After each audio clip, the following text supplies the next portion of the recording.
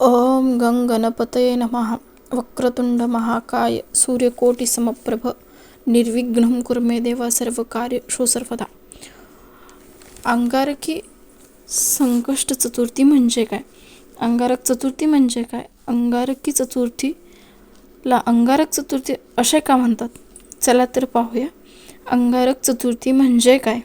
अंगारकी चतुर्थी ही संकष्टी चतुर्थी असून जेव्हा संकष्टी चतुर्थी मंगळवारी येते तेव्हा तिला अंगारकी चतुर्थी असे म्हणतात. हा दिवस भगवान श्री गणेशांना समर्पित असतो.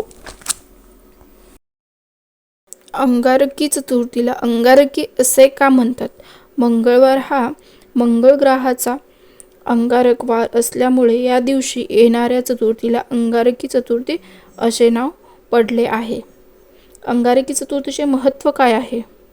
अंगारकी चतुर्थी ही वर्षातील सर्वात प्रभावी संकष्ट चतुर्थी मानली जाते. या दिवशी केलेल्या गणेश पूजा विघ्ननाश, संकटमुक्ती आणि मनोकामना पूर्णतेसाठी अत्यंत फलदायी मानली जाते. या वर्षात अंगारकी चतुर्थी कधी येणार आहे? साधारणतः अंगारक चतुर्थी वर्षातून एकदा, क्वचित दोनदा येते. मात्र यावर्षी तीन वेळा साजरी केली जाईल.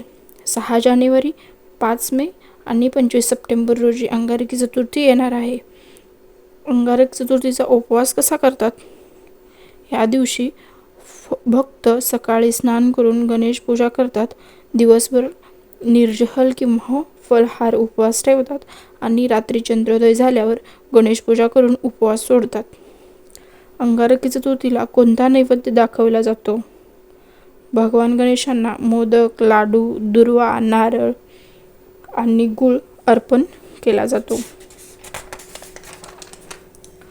मोदक हा गणपतीचा अत्यंत आवडता नैवेद्य मानला जातो.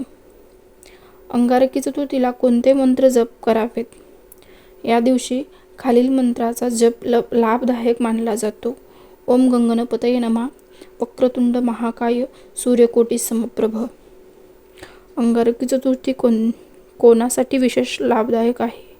ही चतुर्थी मंगळ दोष असणारे, नोकरी, व्यवसाय किंवा विवाहातील अडचणी अनुभवणारे, तसेच कर्ज, आजारी किंवा मानसिक तणाव असणाऱ्यांसाठी विशेष फलदायक मानली जाते. अंगारकी चतुर्थीला काय करू नये?